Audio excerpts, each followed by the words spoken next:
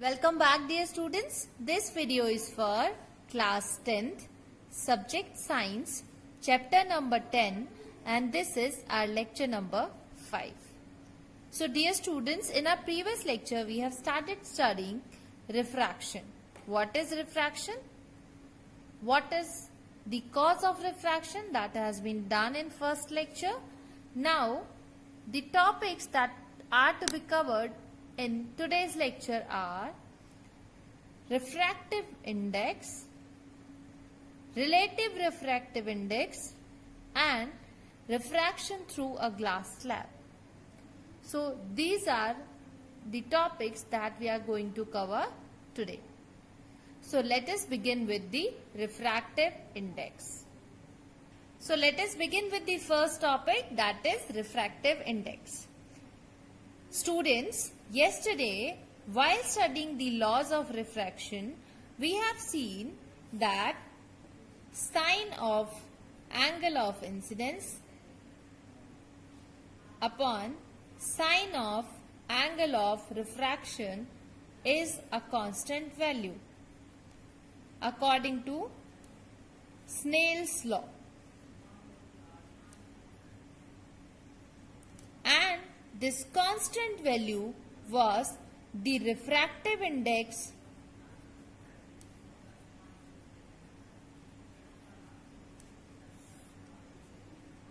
of the medium in which the light is entering.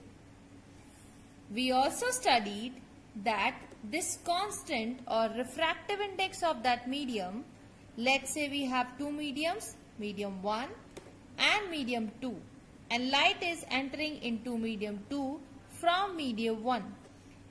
Then refractive index, which is denoted by the N, is written as sine of I upon sine of R is equal to N to 1. That is, refractive index of second medium with respect to first is given as ratio of sine of angle of incidence to the sine of angle of refraction. Till this formula we have studied in our previous class. But dear students, we know that the speed of light in vacuum is 3 into 10 raised to power 8 meters per second. This speed of light is in vacuum, but for practical purpose we take the speed of light in air as the same value as that of the vacuum. So speed of light in air is also taken as 3 into 10 raised to power 8 meters per second. But we all know that the speed changes when the medium changes, or when the light enters in a different medium, then its speed also changes.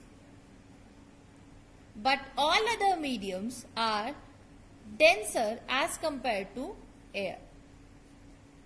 So, the speed of light decreases when it enters from air to any other denser medium.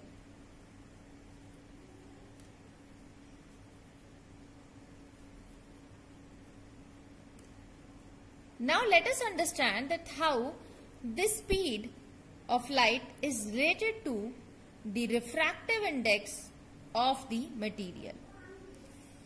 The refractive index of the material is related to the speed of the light, and this we can give with the relation that the amount of change in speed of light in one medium or in a medium depends on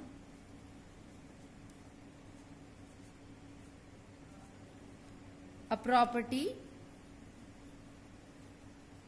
of that medium.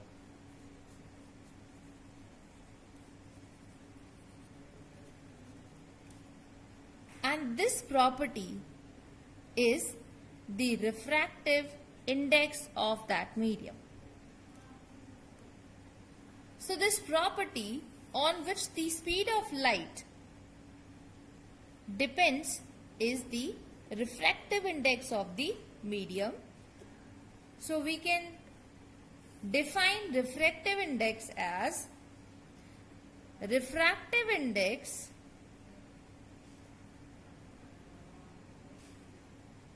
is a measure of how much the speed of light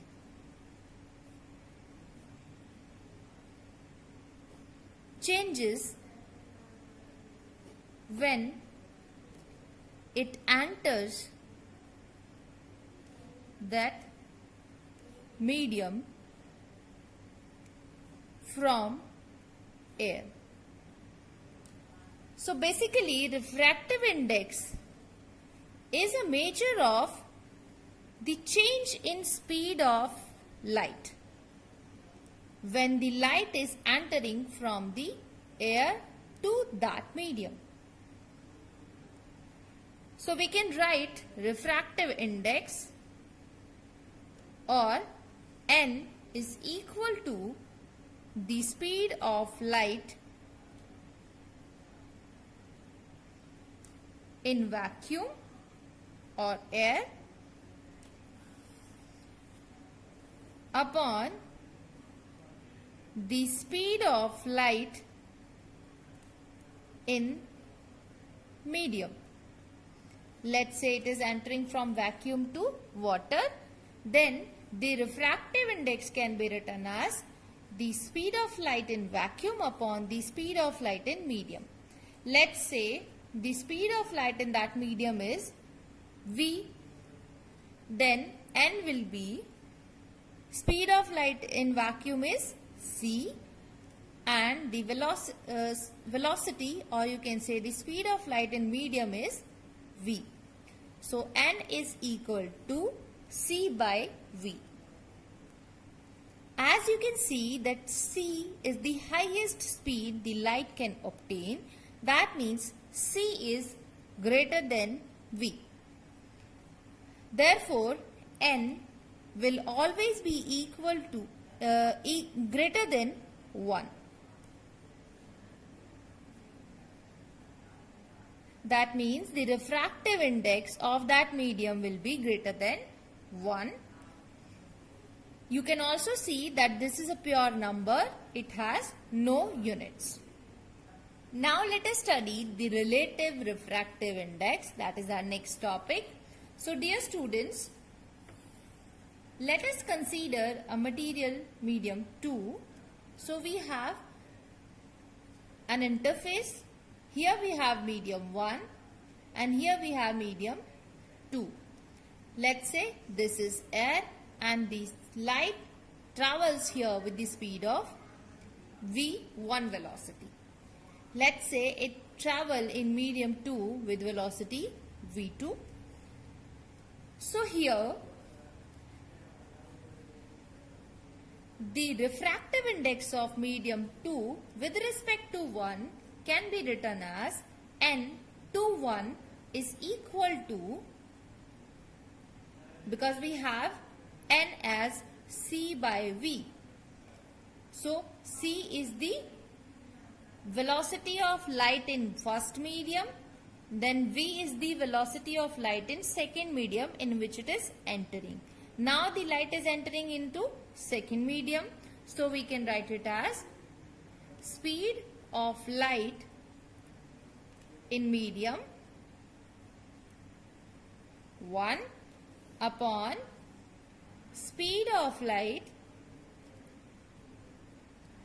in medium 2. So we can write it as V1 by V2. So we have this relation.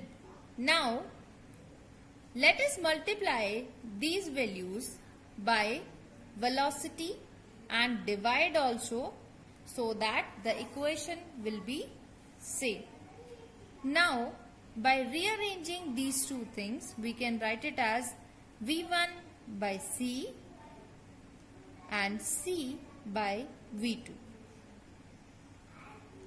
But as we have N is equal to C by V, then 1 upon N will be 1 upon V by C.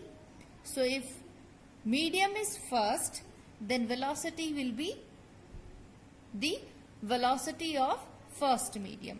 So V1 by C can be written as the refractive index of the first medium, N1, and C by V2. This will be written as 1 by N1 and C by V2 can be written as N2. So finally we are getting N2 by N1. This is N21. So now we got the relative refractive index of second material with respect to first one. This is also related that we can write refractive index of the second upon refractive index of the first medium. But earlier we were having sin I upon sin R as n to 1. That means if we relate these two equations, then we can also write it as n2 upon n1. That means sin of I upon sin of R is equal to n2 by n1. So this is also one important relation that will be used in the numerical problems. So you have to remember these equations. This also. These are a few important identities. Now, on the basis of this, let us understand a few cases. Let the first case is when the light is entering from a rare medium to denser medium. If the light is coming from rare to denser, then the refractive index of the second medium will be higher than the refractive index of the first. That means N2 will be greater than N1. If this value comes out to be greater than 1, and as N2 upon N1 is equal to sin I upon sin R, that means sin of I upon sin of R is also greater than 1. We can also write it as sin of I is greater than sin of R. So if sin is very small, then we can also write it as I is greater than R. So when the first medium is rare and the second medium is dense and light is entering obliquely from rare to denser, then first we'll draw the normal. Then as it has been indicated by the situation that I will be greater than R when the light ray are entering from rare to denser medium, then I is greater. I is the angle of incidence that the incident ray makes with the normal. So this is our normal. So the light should follow this path, but as the angle R, refraction angle is smaller, that means the angle made by the refracted ray will be smaller. That means the light will bend towards the normal after refraction. So that is why this happens, that incident refracted ray bends towards the normal when angle I is greater than R, or the light is entering from rare to denser medium. The second case is when the light is entering from denser to rarer medium. Then the reverse will happen, because N2 upon N1, which is also equal to sin of I upon sin R, will be less than 1. Because now N2 is a rarer medium having a less refractive index. That means I will be less than R. So when the incident ray is coming to the interface of the mediums, here the medium 1 is denser, medium 2 is rarer, then I should be less. That means if this was the path followed, now as it has to make a greater angle, the light ray will bend away from the normal. So this is how it will make a greater angle. Third case is when the incident ray falls perpendicularly. When the incident ray is perpendicular to the interface, then what will happen? Let us have two mediums, medium 1 and medium 2. Let's say this is our normal, and the incident light is also following the same path as that of the normal. That means angle I is 0. If angle I is 0, then according to the rule, sin I upon sin R is equal to N2 upon N1. Here the refractive index doesn't matter, but the sin of I is 0. What does it mean?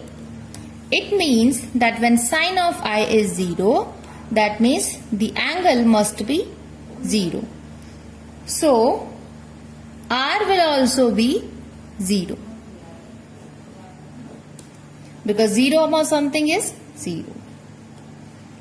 Now refractive index is also refraction angle is also 0. That means no angle will be made by the incident light with the normal when it enters the another medium.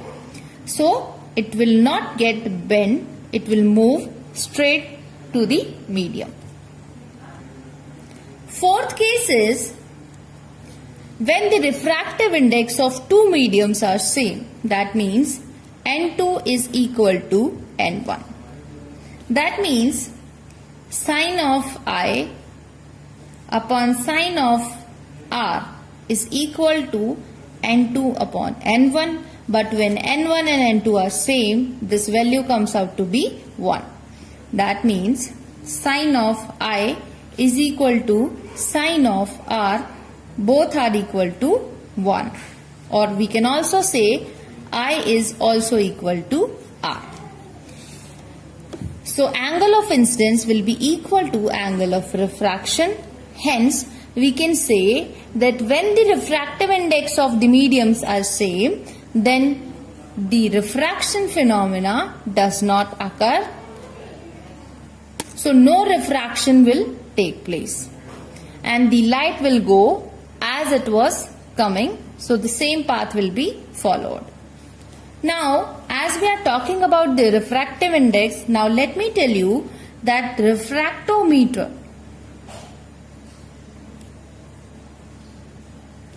is the instrument, is the device used to measure the refractive index of the material.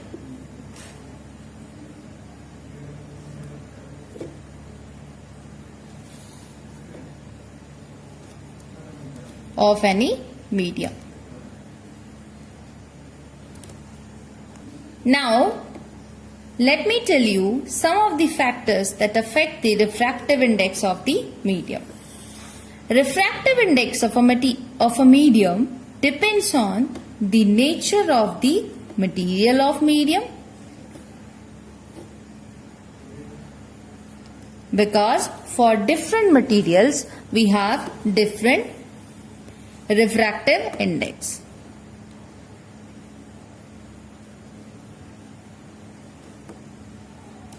Second is the density of the medium. Third is the color or the wavelength of light. As we all know that white light is composed of 7 different colors of light. Each light color is having different wavelengths. So, the color or the wavelength that also creates difference in case of refractive index of any material.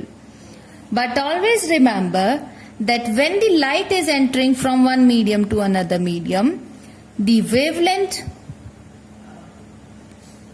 and the speed both changes, but the frequency of the light ray remains the same. That does not vary.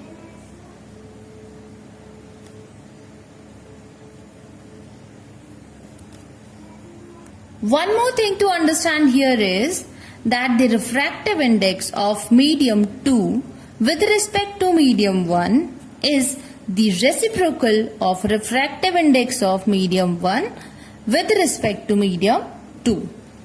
As we all know that N21, that is refractive index of medium 2 with respect to first, is given as N2 by N1. It can also be written as C by V2 or C by V1 or V1 by V2, that we have also seen. So this is what? When we change this relation, or because this is what? When the light rays entering the second medium with respect to first, then it can be written as the velocity of light in first medium to the velocity of light in second medium. But when the reverse is happening, this relation will get reversed. Then it will be written as, if the reverse is happening, then N12 will be V2 upon V1. That means N21 is 1 upon 1 N12. This is also one relation that you have to remember. Here in front of you I have a table in which the name of some substances are given, and along with it, in front of them, refractive index of these materials has been written. For example, air is having a refractive index of 1.003. Hydrogen is having 1.00013. Then we have ice, water, alcohol, kerosene, turpentine 1.47. Glycerine is also 1.7. Then benzene, glass, rock salt, carbon disulfide, flint glass, ruby and diamond. So this way you can see that as the hardness of the substance increases, the refractive index of the material also increases. One thing to note is, here we are talking about the density. But density can be mass density or optical density.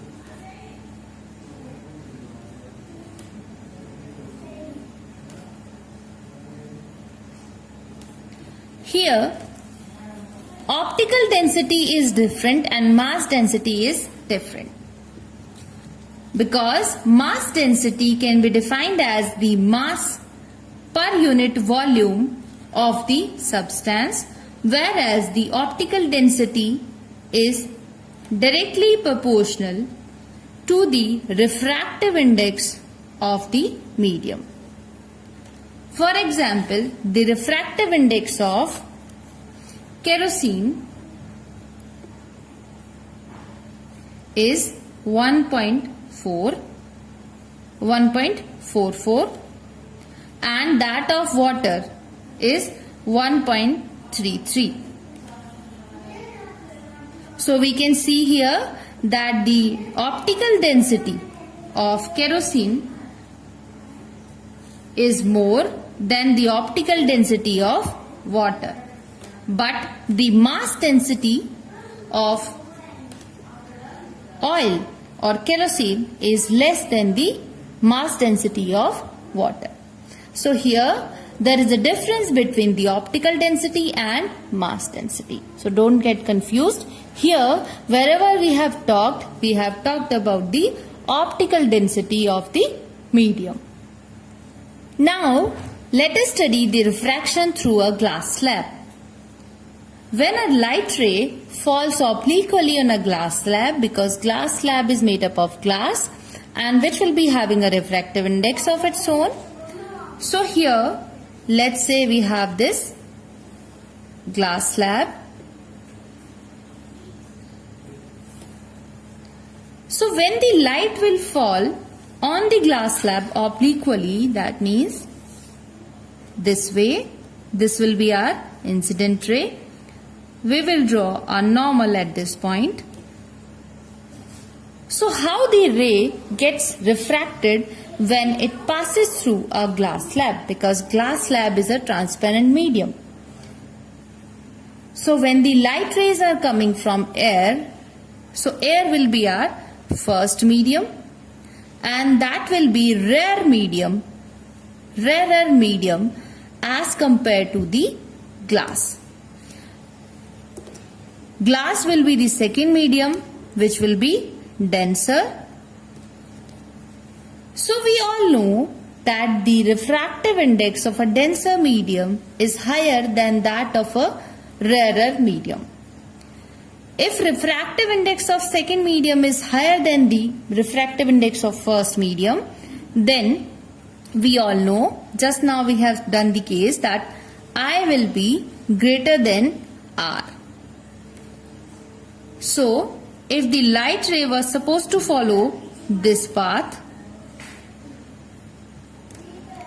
it will bend toward the normal and will follow this path, because angle I is greater than angle R.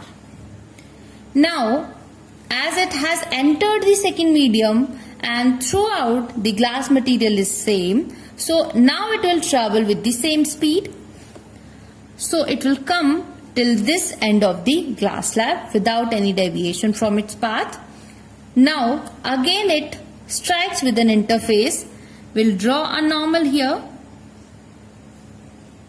But here the light ray is coming from denser medium to rarer medium. So in the second case, R is greater than I. That means the R or the incidence angle which will be formed here, let's say this is I2. Then this I2, because it was supposed to have to follow this path,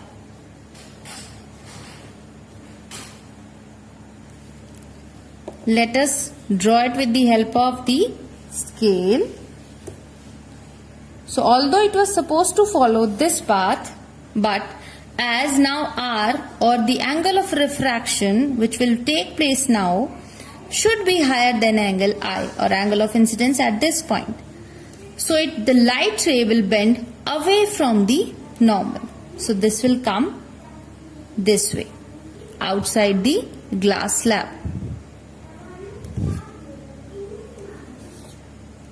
This is our angle of refraction. Let's say this is R2. Now you can notice one thing, that as now the radiation or the light ray is traveling in the same medium as it was traveling earlier, air. So now also it is traveling in air. So the velocity of the light will be same. But here, because of the glass slab present, we have a difference in its path.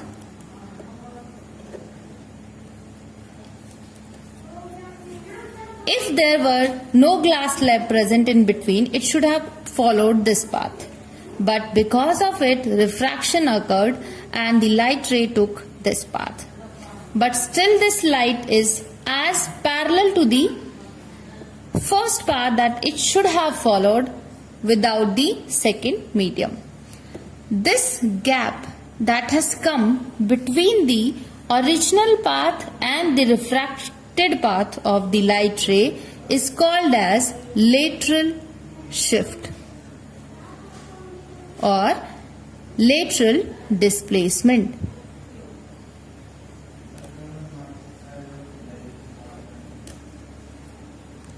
Although it is visible, but how we will calculate exactly that these two rays are parallel? So let us do some maths. So according to Snell's law, we have N21 is equal to sine of I upon sine of R.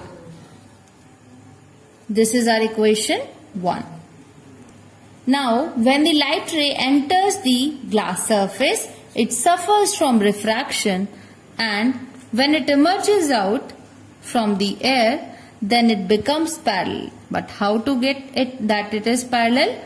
Now, let us take the angle of refraction which takes place at the second interface. Here, the first was angle of incidence. This was our angle R. Now, here this is the second angle of incidence which light ray makes with this interface when it comes from the denser to rarer medium.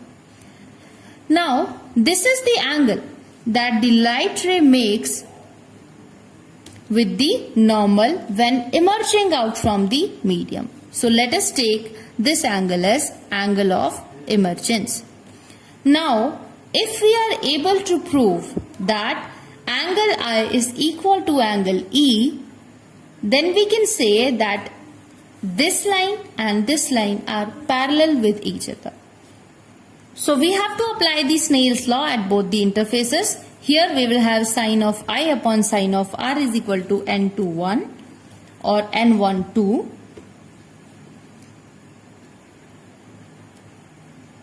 So if it is the, it will be written as sine of I upon sine of R as N21. When we apply the Snell's law at this point, we will get sine of I2 upon sine of E, that will be equal to the second medium, so that will be N12. Now we know that these two, or you can say N21 is equal to 1 upon N12. So let us write it here, that when we apply the Snell's law at first interface, we get this. When we apply the Snell's law at second interface, we get N12 is equal to sine of I2 upon sine of E. That is angle of emergence. But we all know that N21 is equal to N12, as we have obtained this equation, that the refractive index of second medium with respect to first is the reciprocal of refractive index of first medium with respect to second. So if we do so, we will find, if we put this value, or we can write it as 1 upon N12. N12 is what? Sine I2 upon sine of E. Now put the value of sine N21 as well. So N21 is sine of I upon sine of R, which will be equal to 1 upon sine of I2 upon sine of E. When this gets reversed, we'll write it as sine of I upon sine of R is equal to sine of E upon sine of I2. But don't you think that angle R, just see it here carefully, that these two are normal, so these will be two parallel lines, and when two parallel lines are cut with a single line, then alternate angles will be equal. That means angle R is equal to angle I2. So if these two are there, that means these two are cancelled and we get sine of I is equal to sine of E. When these two angles are very small, we can also write it as angle I is equal to angle E. So this proves that angle of incidence is equal to angle of emergence.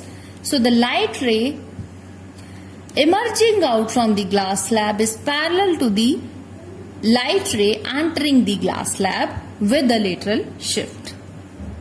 So we can define lateral shift as the perpendicular distance between the direction of original path of incidence ray and the direction of emergent ray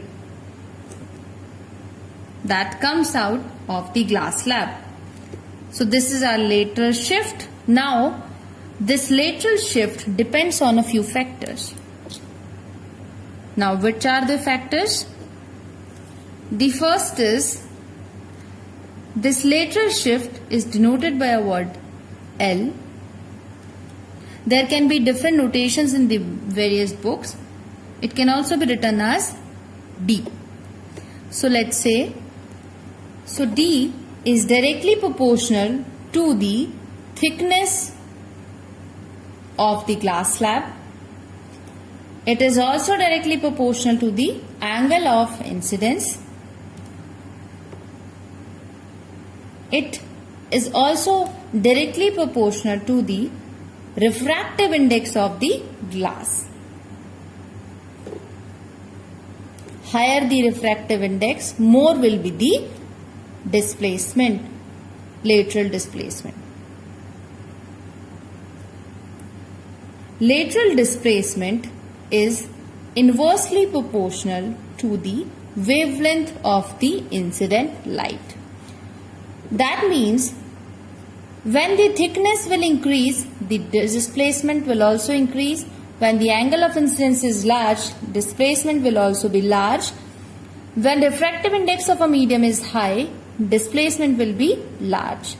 And when the wavelength of a light ray will be high, then the displacement will be smaller, as these two are inversely proportional with each other. So this is all about today's lecture. Now let us see today's homework. So here, as your homework, today you have 5 in-text questions at page number 176. The first question is, the ray of light traveling in air enters obliquely into water. Does the light ray bend toward the normal or away from the normal, and why? Question number 2 is, light enters from air to glass having refractive index 1.5. This is the refractive index of the glass. What is the speed of light in the glass? The speed of light in vacuum is given. Question number 3 is, find out from the table 10.3, which is given in your NCERT book, which is having the refractive index of different materials. The medium having the highest optical density, also find the medium with the lowest optical density. Question number 4 is, you are given kerosene, turpentine and water. In which of these does the light travel fastest? Use the information given in the table 10.3. Question number 5 is, the refractive index of diamond is 2.42. what is the meaning of this statement. So this is the homework of yours, and the homework solution of previous lecture is given in a separate video along with the same video today itself. So dear students, watch that video after this video also. We'll see you in the next lecture. Till then, take care and goodbye.